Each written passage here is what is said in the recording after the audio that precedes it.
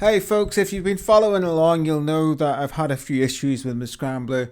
I'm currently waiting for a new engine to arrive to get fitted, and in the meantime I figured I'd make a quick video about changing the front sprocket on your Scrambler for 100. This is something that I got carried out by the dealer at the first service after 600 miles. I'd really recommend it. It's a super cheap and easy way of addressing the issue that a lot of people feel these bikes have, which is that they're just geared way too low.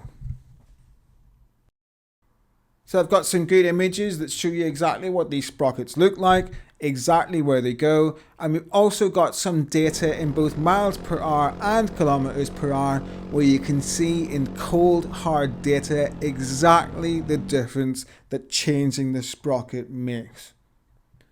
And I'll also cover my own experience of having this carried out and the difference that it made to me and why I'd absolutely recommend it to anybody considering the Scrambler or even the Speed 400. So the sprocket that we're talking about is shown in red in this picture. It's the front sprocket attached to the gearbox and it drives the chain that's connected to the rear sprocket on the rear wheel.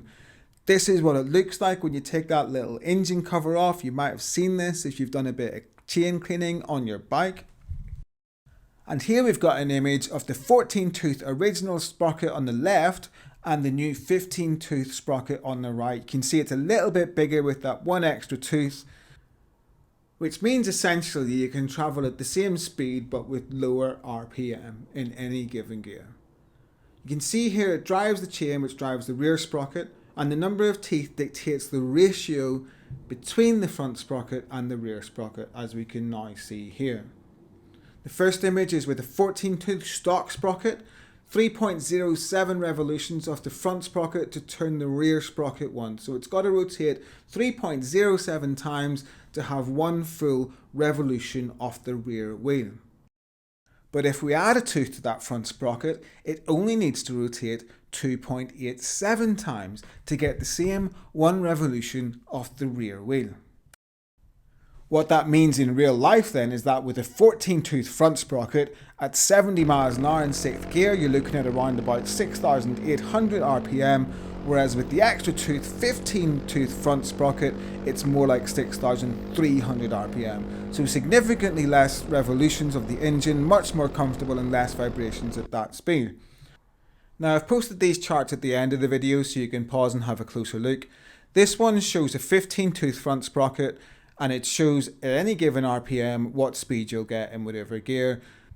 If you have a look at the bottom right, with the 14-tooth front sprocket at a 9,500 limiter, you're going at 99.6 miles per hour, whereas with the 15-tooth front sprocket, you're going to be doing 106.7.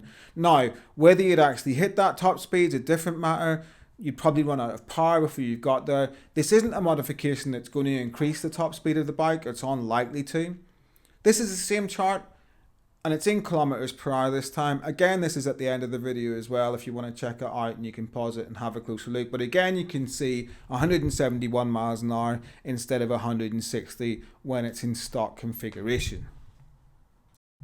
I have been speaking to some owners of the Speed 400 as well, and they've also said that they feel that the gearing's a little bit low on their bike.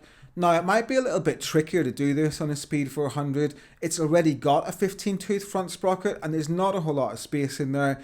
You'd probably be looking at changing the rear sprocket instead. Again, that's a fairly common modification to make on a motorbike. It is a little bit trickier. As a general rule of thumb, one extra tooth in the front sprocket is equivalent to around about 3 in the rear. So if you wanted to achieve the same sort of effect, you'd be looking at moving that rear sprocket from a 43 up to a 46, 47, something along those lines.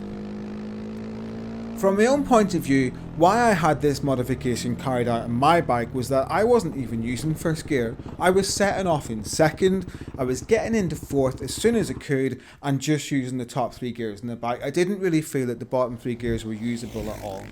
One of the big differences that I found is that I use third gear a lot more. Anywhere I'm in a sort of 30 speed limit, something like that, I'll be in third gear now, where I would have used to always been in fourth before.